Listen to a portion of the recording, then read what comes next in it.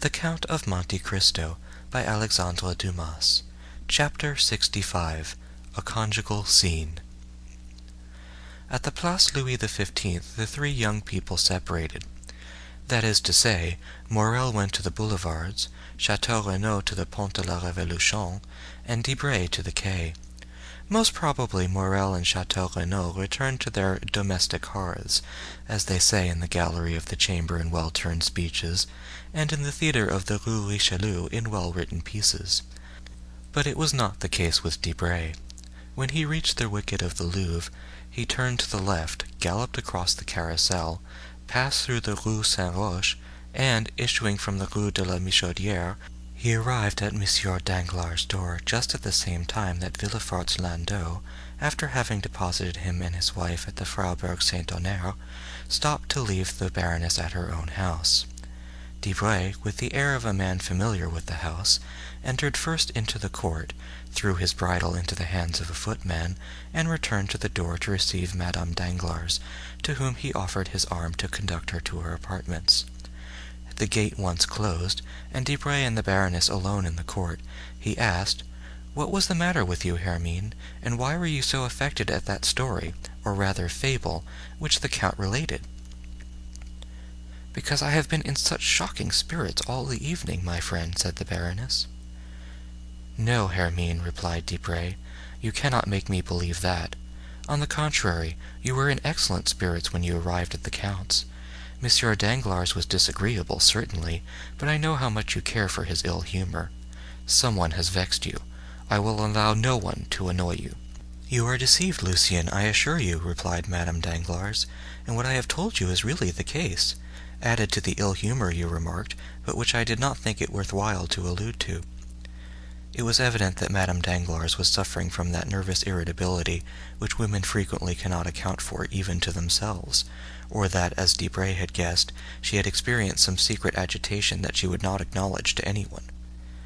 Being a man who knew that the former of these symptoms was one of the inherent penalties of womanhood, he did not then press his inquiries, but waited for a more appropriate opportunity, when he should again interrogate her, or receive an avowal proprio motu. At the door of her apartment the Baroness met Mademoiselle Cornélie, her confidential maid. "What is my daughter doing?" asked Madame Danglars. "She practiced all the evening, and then went to bed," replied Mademoiselle Cornélie. "Yet I think I hear her piano." "It is Mademoiselle Louise d'Armilly, who is playing while Mademoiselle Danglars is in bed." "Well," said Madame Danglars, "come and undress me." They entered the bedroom. Debray stretched himself upon a large couch, and Madame Danglars passed into her dressing-room with Mademoiselle Cornélie. "My dear Monsieur Lucien," said Madame Danglars through the door, "you are always complaining that Eugénie will not address a word to you." "Madame," said Lucien, playing with the little dog, who, recognizing him as a friend of the house, expected to be caressed, "I am not the only one who makes similar complaints. I think I heard Morcerf say that he could not extract a word from his betrothed." "True," said Madame Danglars, "yet I think this will all pass off, and that you will one day see her enter your study." "My study?" "At least that of the minister." "Why so?" "To ask for an engagement at the opera. Really, I never saw such an infatuation for music. It is quite ridiculous for a young lady of fashion." Debray smiled. "Well," said he, "let her come, with your consent and that of the Baron, and we will try to give her an engagement, though we are very poor to pay such talent as hers." "Go, Cornélie," said Madame Danglars. "I do not require you any longer." Cornélie obeyed, and the next minute Madame Danglars left her room in a charming loose dress, and came and sat down close to Debray. Then she began thoughtfully to caress the little spaniel. Lucien looked at her for a moment in silence. "Come, Hermine," he said after a short time, "answer candidly. Something vexes you, is it not so?" "Nothing," answered the Baroness. And yet, as she could scarcely breathe, she rose and went towards the looking-glass. "I am frightful tonight," she said. Debray rose, smiling, and was about to contradict the Baroness upon this latter point, when the door opened suddenly. Monsieur Danglars appeared. Debray reseated himself.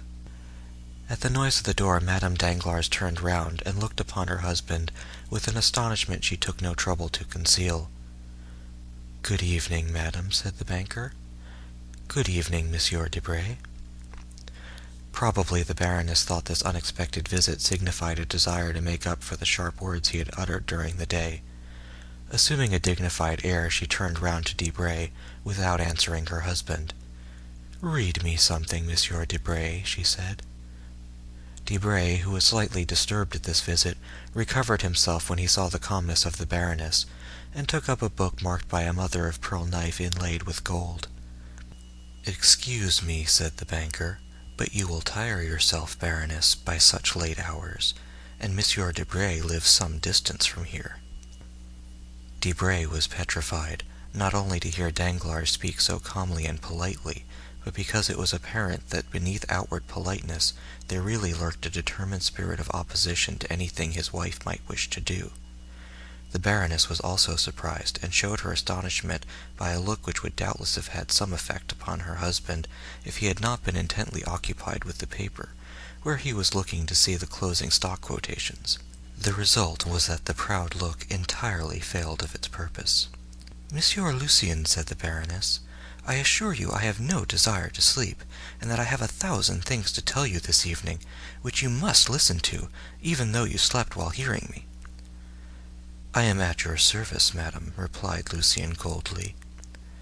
"My dear Monsieur Debray," said the banker, "do not kill yourself tonight listening to the follies of Madame Danglars, for you can hear them as well tomorrow. But I claim tonight, and will devote it, if you will allow me, to talk over some serious matters with my wife." This time the blow was so well aimed, and hit so directly, that Lucien and the Baroness were staggered, and they interrogated each other with their eyes, as if to seek help against this aggression.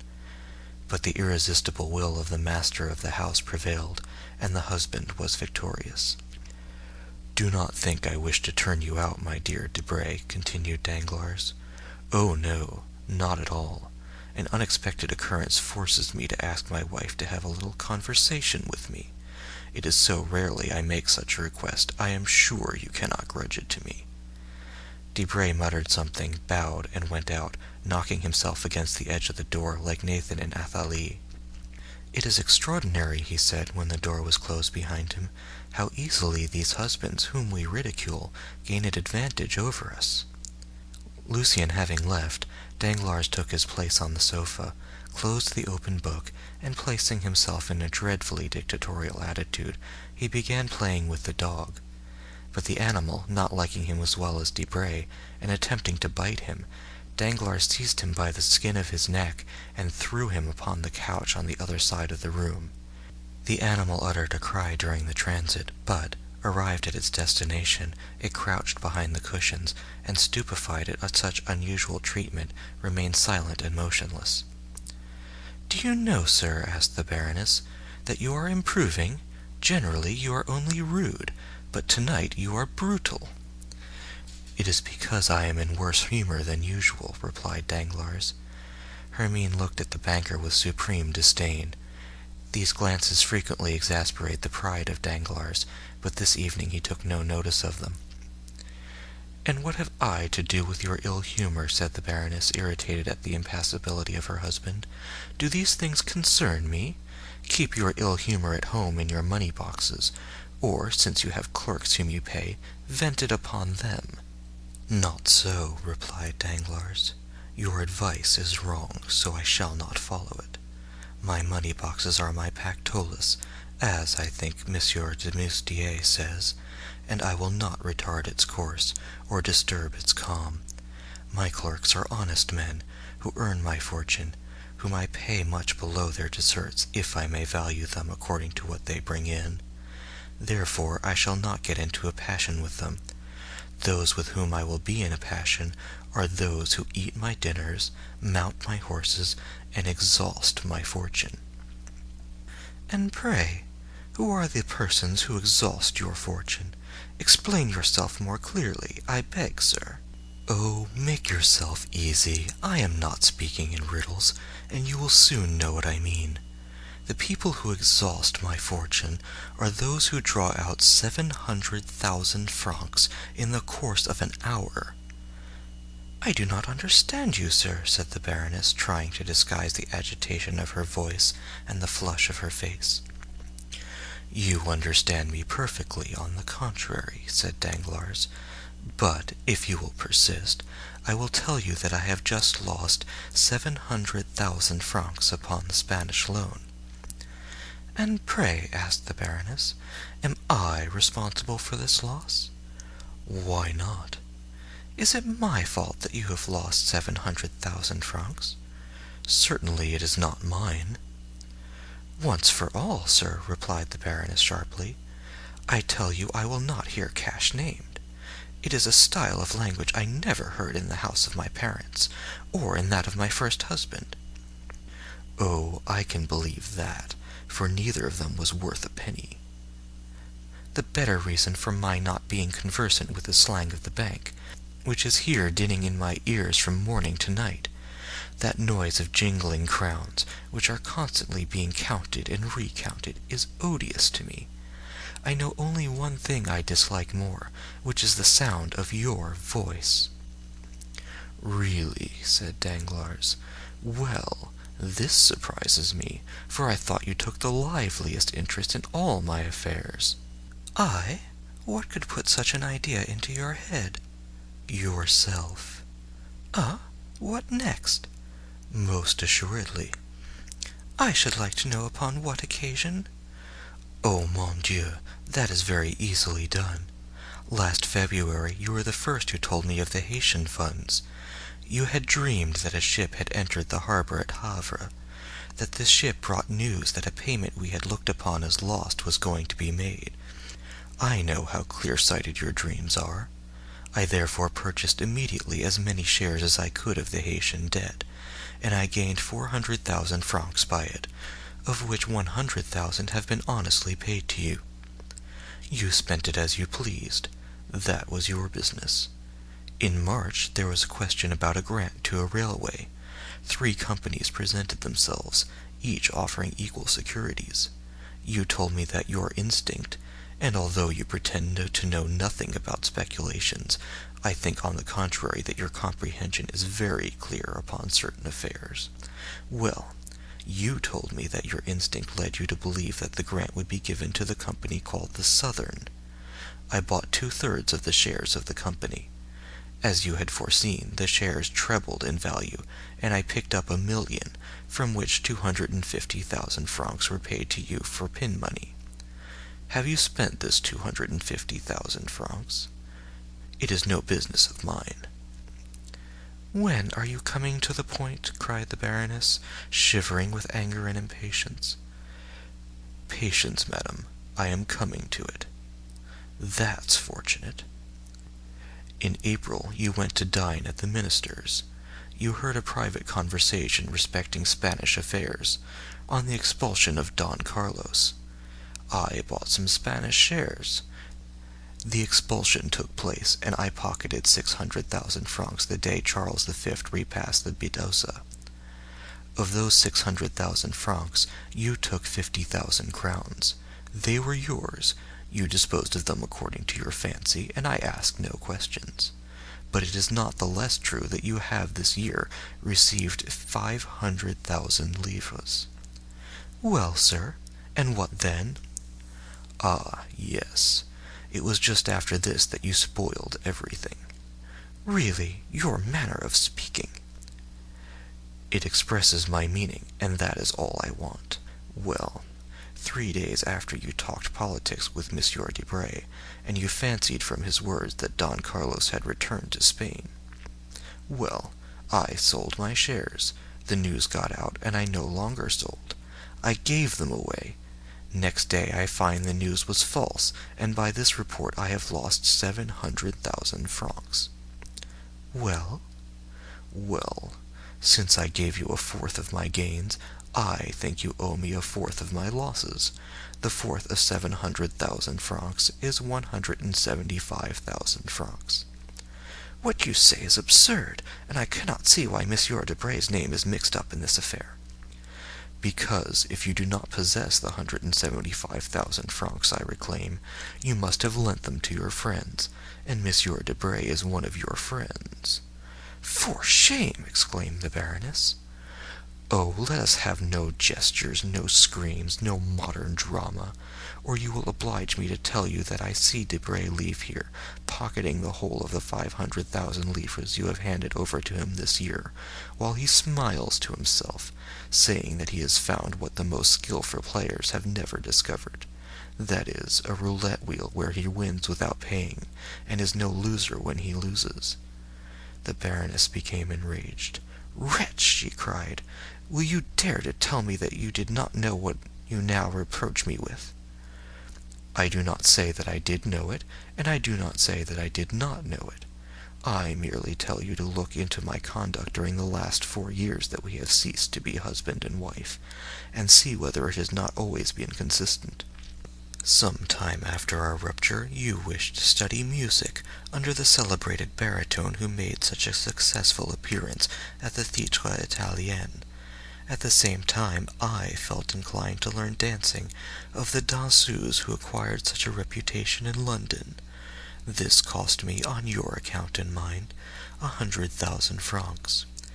I said nothing, for we must have peace in the house, and 100,000 francs for a lady and gentleman to be properly instructed in music and dancing are not too much. Well, you soon became tired of singing, and you take a fancy to study diplomacy with the minister's secretary. You understand, it signifies nothing to me so long as you pay for your lessons out of your own cash-box. But today I find you are drawing on mine, and that your apprenticeship may cost me 700,000 francs per month. Stop there, madam, for this cannot last. Either the diplomatist must give his lessons gratis, and I will tolerate him, or he must never set his foot again in my house. Do you understand, madame?" "Oh, this is too much!" cried Hermine, choking. "You are worse than despicable." "But," continued Danglars, "I find you do not even pause there. Insults!" "You are right. Let us leave these facts alone, and reason coolly. I have never interfered in your affairs excepting for your good. Treat me in the same way. You say you have nothing to do with my cash-box? Be it so. Do as you like with your own, but do not fill or empty mine. Besides, how do I know that this was not a political trick, that the minister, enraged at seeing me in the opposition, and jealous of the popular sympathy I excite, has not concerted with Monsieur Debray to ruin me?" "A probable thing." "Why not? Who ever heard of such an occurrence as this? A false telegraphic dispatch. It is almost impossible for wrong signals to be made as they were in the last 2 telegrams. It was done on purpose for me. I am sure of it." "Sir," said the Baroness humbly, "are you not aware that the man employed there was dismissed, that they talked of going to law with him, that orders were issued to arrest him, and that this order would have been put into execution if he had not escaped by flight, which proves that he was either mad or guilty? It was a mistake." "Yes, which made fools laugh, which caused the minister to have a sleepless night, which has caused the minister's secretaries to blacken several sheets of paper, but which has cost me 700,000 francs." "But, sir," Hermine said suddenly, "if all this is, as you say, caused by Monsieur Debray, why, instead of going direct to him, do you come to me and tell me of it? Why, to accuse the man, do you address the woman?" "Do I know Monsieur Debray? Do I wish to know him? Do I wish to know that he gives advice? Do I wish to follow it? Do I speculate? No, you do all this, not I." "Still, it seems to me that as you profit by it—" Danglars shrugged his shoulders. "Foolish creature!" he exclaimed. "Women fancy they have talent because they have managed 2 or 3 intrigues without being the talk of Paris. But know that if you had even hidden your irregularities from your husband, who has but the commencement of the art, for generally husbands will not see, you would then have been but a faint imitation of most of your friends among the women of the world. But it has not been so with me. I see, and have always seen during the last 16 years. You may perhaps have hidden a thought, but not a step, not an action, not a fault has escaped me, while you flattered yourself upon your address, and firmly believed you had deceived me.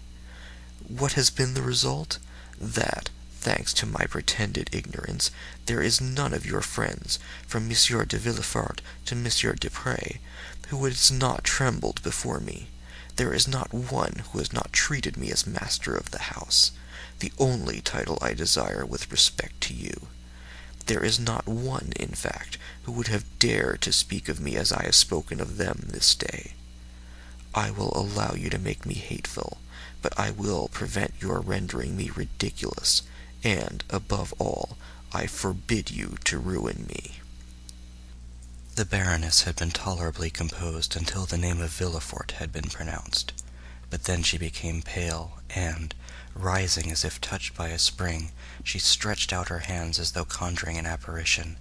She then took 2 or 3 steps towards her husband, as though to tear the secret from him, of which he was ignorant, or which he withheld from some odious calculation, odious as all his calculations were. "Monsieur de Villefort, what do you mean?" "I mean that Monsieur de Nargonne, your first husband, being neither a philosopher nor a banker, or perhaps being both, and seeing there was nothing to be got out of a king's attorney, died of grief or anger at finding, after an absence of 9 months, that you had been anciette 6. I am brutal. I not only allow it, but boast of it. It is one of the reasons of my success in the commercial business. Why did he kill himself instead of you? Because he had no cash to save. My life belongs to my cash. Monsieur Debray has made me lose 700,000 francs. Let him bear his share of the loss, and we will go on as before. If not, let him become bankrupt for the 250,000 livres, and do as all bankrupts do, disappear. He is a charming fellow, I allow, when his news is correct. But when it is not, there are 50 others in the world who would do better than he." Madame Danglars was rooted to the spot. She made a violent effort to reply to this last attack, but she fell upon a chair, thinking of Villefort, of the dinner scene, of the strange series of misfortunes which had taken place in her house during the last few days, and changed the usual calm of her establishment to a scene of scandalous debate. Danglars did not even look at her, though she did her best to faint. He shut the bedroom door after him, without adding another word, and returned to his apartments. And when Madame Danglars recovered from her half-fainting condition, she could almost believe that she had had a disagreeable dream. End of chapter 65.